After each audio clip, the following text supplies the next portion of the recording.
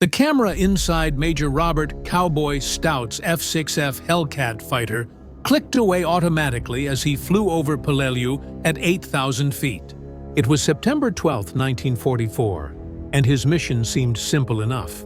Take pictures of the northern airfield, then head back to the USS Hornet. Intelligence had told him the airfield was abandoned, probably wrecked from earlier bombing runs. But when Stout looked down, his heart nearly stopped. The airfield wasn't abandoned at all. It was packed with Japanese aircraft. Mitsubishi Zeros, Nakajima bombers, dozens of them lined up so close their wingtips almost touched. Fuel barrels stacked everywhere. Ground crews swarming around each plane like ants. They weren't preparing to leave. They were preparing to attack. Stout counted fast. At least 40 aircraft, fully armed and fueled, and he knew exactly what they were waiting for.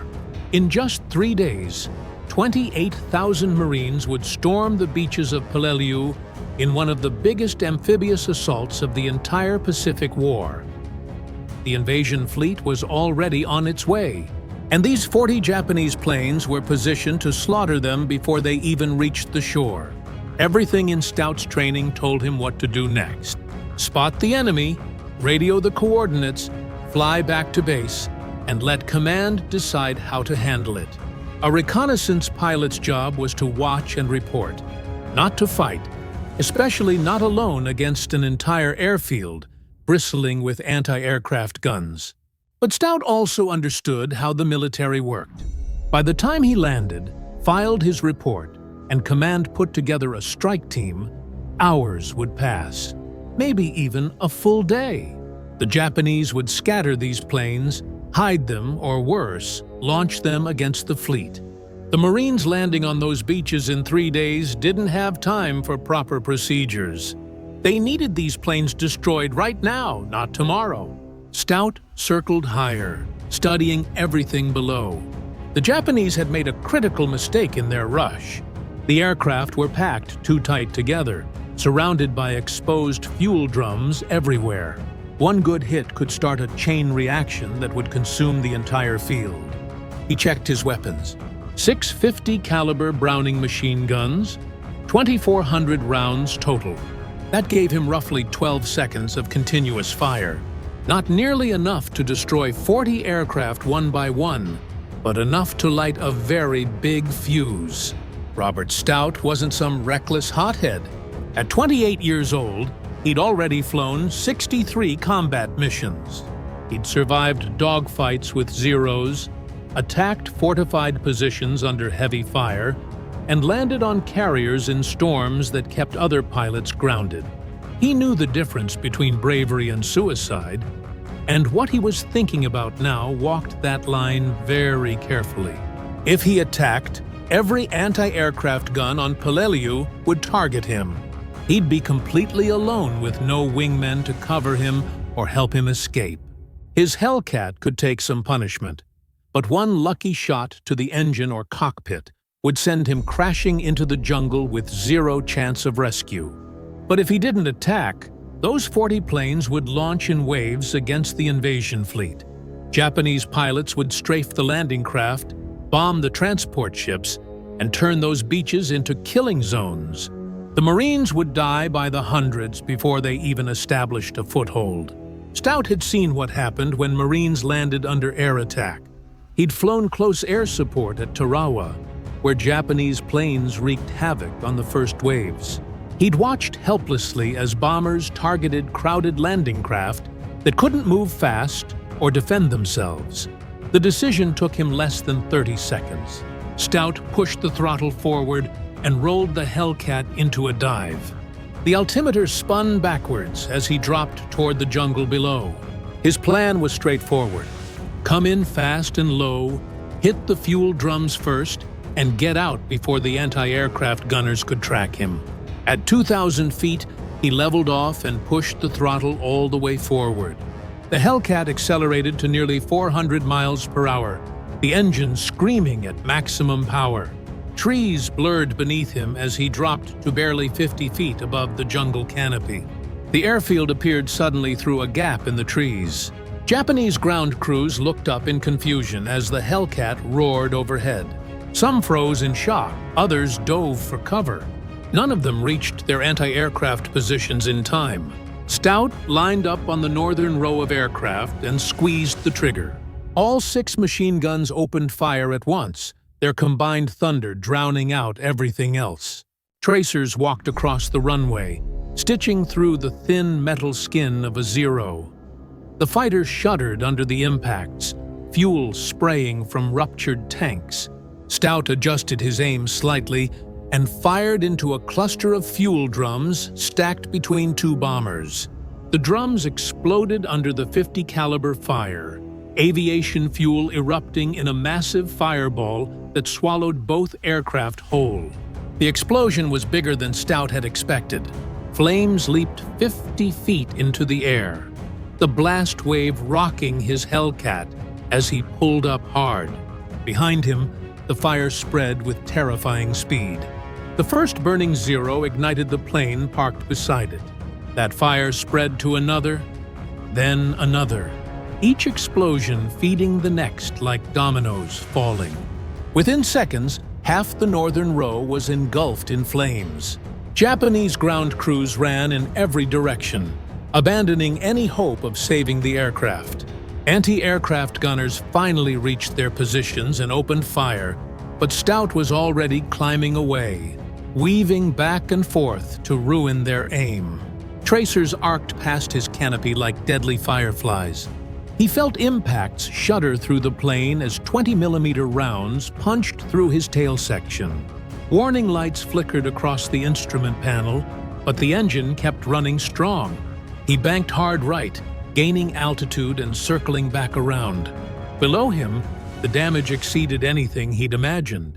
Nearly 20 aircraft were burning, the flames spreading across the runway like a river of fire. Thick black smoke boiled thousands of feet into the sky, visible for miles. But on the southern end of the field, at least 20 more aircraft sat untouched. Stout checked his ammunition, half gone.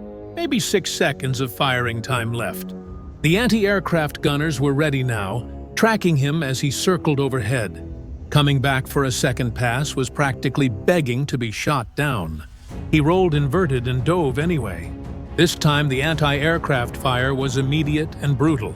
Tracers filled the air around him like angry hornets. He jinked left, then right, never flying straight long enough for the gunners to lead him properly. The Hellcat shuddered under more impacts, metal tearing somewhere in the fuselage. Stout came in from a different angle this time, targeting the bombers on the southern end. His remaining ammunition hammered into the aircraft, shredding control surfaces and punching holes in fuel tanks. He walked his fire across a fuel truck which exploded with enough force to flip a nearby bomber completely over. The secondary explosions started immediately. Burning fuel from the truck spread to stacked ammunition crates, which detonated in a rapid series of blasts. The bomber's own bombs cooked off, tearing the aircraft apart from the inside out. Within moments, the southern row was burning just as fiercely as the northern half. Stout's guns fell silent, empty. He'd fired every single round. The Hellcat felt heavy and sluggish as he pulled up, damaged control surfaces making it fight him all the way. More warning lights blinked on. Something was leaking, leaving a thin trail of smoke behind him. But below, the entire airfield was an inferno. Every aircraft, every fuel drum, every structure consumed by fire. The smoke column rose thousands of feet high, marking the spot like a funeral pyre. Stout pointed the damaged Hellcat toward the ocean and nursed it back toward the USS Hornet. The hydraulics were failing, making the controls heavy and unresponsive. Oil pressure was dropping steadily. He wasn't sure the landing gear would even extend, but at least the engine was still running. The flight back felt 10 times longer than the attack itself. As the adrenaline faded, reality set in. He'd directly disobeyed orders. Instead of taking photographs and returning like he was told, he'd single-handedly attacked an entire airfield.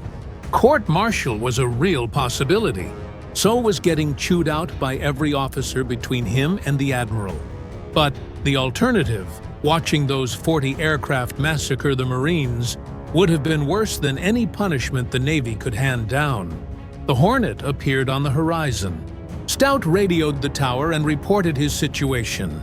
Aircraft damaged, uncertain about landing gear, requesting priority landing clearance. The carrier turned into the wind and cleared the deck for him. His landing gear extended, but only partially.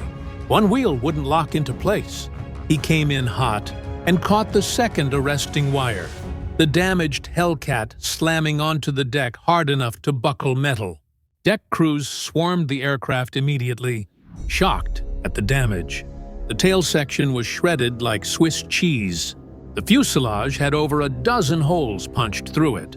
The paint was scorched black from flying through explosions. Stout climbed down from the cockpit and found himself facing a crowd of officers, none of them looking happy. The air boss wanted to know why he'd returned with combat damage from what was supposed to be a simple reconnaissance mission. The squadron commander wanted to know why he'd broken radio silence. The intelligence officer wanted to know what the hell had happened over Peleliu. Stout's report was simple and direct. The airfield wasn't abandoned. It was packed with aircraft, preparing to attack the invasion fleet. He'd destroyed them, all of them. 40 aircraft gone, 8 minutes from start to finish. The officers just stared at him in disbelief. The intelligence officer asked him to repeat that number. 40 aircraft destroyed by one pilot in a single plane. That seemed impossible, almost like something out of a movie. But reconnaissance photos the next day confirmed every word. The northern airfield at Peleliu was completely destroyed.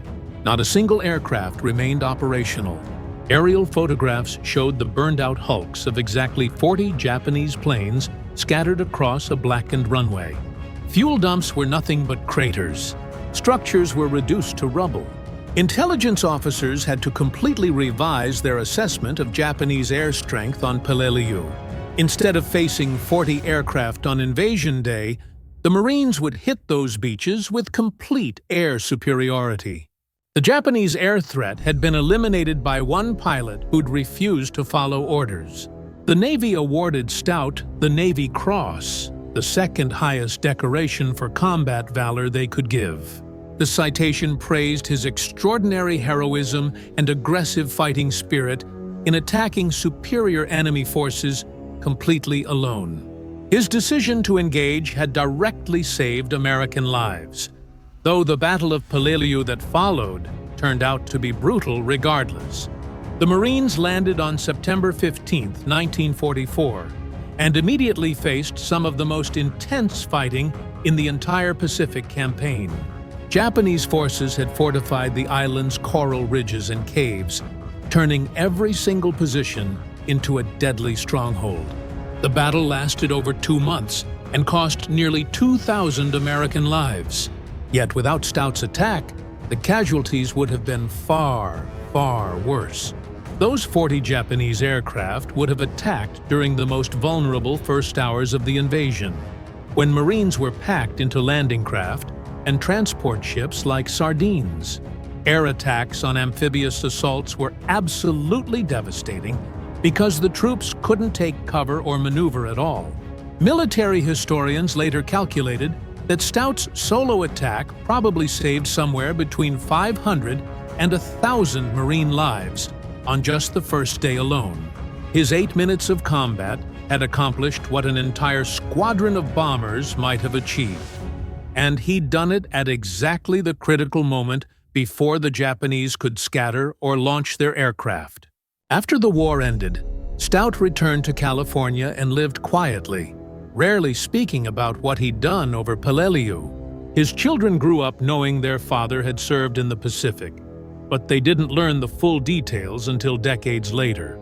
The Navy Cross sat in a drawer somewhere, not displayed on any wall. Friends who knew him described a man who was deeply uncomfortable with attention or praise. When people asked about the attack, he'd downplay it every time. "I saw planes that needed destroying, so I destroyed them," he'd say with a shrug. Any pilot would have done the same thing. But that wasn't true at all. Not every pilot would have made that choice. Most would have followed their orders exactly, radioed back to base, and let command handle it through proper channels. That bureaucratic approach would have given the Japanese plenty of time to scatter their aircraft or launch them against the fleet. Stout's willingness to disobey direct orders and trust his own judgment in that moment made all the difference in the world. His story remained largely unknown outside military aviation circles until historians rediscovered the original mission reports decades later. When researchers cross-referenced his Navy Cross citation with captured Japanese records and those aerial photographs, they finally realized the full significance of what he'd accomplished that day. 1 man, 1 aircraft, 8 minutes of combat, 40 enemy planes destroyed, and potentially 1,000 lives saved. The attack demonstrated something that military strategists still study to this day: the incredible value of initiative at the tactical level. Stout couldn't have known for absolute certain that his decision was correct. He was making educated guesses about Japanese plans, gambling that his assessment of the threat was accurate, and literally betting his life on his ability to execute the attack successfully. Everything about the situation screamed caution. Follow your orders, report back, let someone higher up make the decision. But Stout understood something crucial: that sometimes the person on the ground seeing the situation with their own eyes has better judgment than commanders looking at maps and reports from miles away. His willingness to trust his own assessment, even when it meant directly disobeying orders, perfectly embodied what the military calls commander's intent. The Navy hadn't specifically ordered him to attack that airfield, but they had sent him out there to protect the invasion force. He understood the true intent behind his mission and adapted brilliantly when circumstances demanded it. The Navy recognized this wisdom in awarding him the Navy Cross rather than court-martialing him for disobedience. They understood that rigid adherence to orders in that situation would have resulted in absolute disaster. Stout's disobedience was actually the highest possible form of following intent over rigid instruction. Modern fighter pilots still study Stout's attack in tactical training courses today, not just for the incredible flying skills it demonstrated, but for the split-second decision-making under enormous pressure. The military now teaches that sometimes following orders to the absolute letter means missing critical opportunities that won't ever come again. The attack also showed perfect target prioritization and tactical thinking. Stout didn't waste precious ammunition trying to destroy 40 aircraft one by one, which would have been impossible anyway. Instead, he identified the fuel drums as the critical vulnerability and exploited it brilliantly. 1 bullet in exactly the right place accomplished more than 1,000 bullets sprayed randomly. His approach from multiple angles, coming in low and blazingly fast to minimize his exposure to anti-aircraft fire, showed tactical sophistication way beyond simply pointing his nose and pulling the trigger. He'd analyzed the defenses in seconds, planned his attack runs on the fly, and executed them flawlessly despite taking serious damage. And critically, he'd known exactly when to stop. After expending all his ammunition, he didn't stick around trying to assess the damage or hunt for additional targets. He got out immediately. The mission was accomplished, and staying any longer would have been pointless risk that could have gotten him killed for no reason. All of these life-or-death decisions happened in mere seconds while under fire, with absolutely no time for careful deliberation or second-guessing. Stout's extensive training and hard-earned combat experience allowed him to make split-second choices that each proved exactly correct. Robert "Cowboy" Stout died in 2005 at the age of 89. Only then did his family finally share his story publicly, and military historians rushed to preserve every detail before they were lost forever to time. The original mission reports, those reconnaissance photographs, and his Navy Cross citation all confirmed what seemed almost too dramatic and Hollywood perfect to believe. But it was all completely real. In the final analysis, Stout's attack over Peleliu stands as one of the most successful solo combat strikes in the entire history of naval aviation. No other single pilot destroyed as many enemy aircraft in one mission during the whole of World War II. His 8 minutes of combat prevented what would have been an absolutely devastating air attack on the Peleliu invasion fleet. The thousands of Marines who landed on those beaches 3 days later never knew that a Navy pilot had disobeyed his orders to save their lives before they even got there. They fought through absolute hell on that coral island, facing fanatical Japanese defenders dug into fortified positions that turned every single yard of ground into a desperate battle. But at least they didn't have to face 40 enemy aircraft strafing and bombing them as they tried desperately to reach the shore. Sometimes the most heroic thing a soldier can possibly do is refuse to follow orders, not out of cowardice or selfish rebellion, but because the situation demands immediate action that rigid adherence to procedure would prevent. Stout understood this instinctively, in his bones.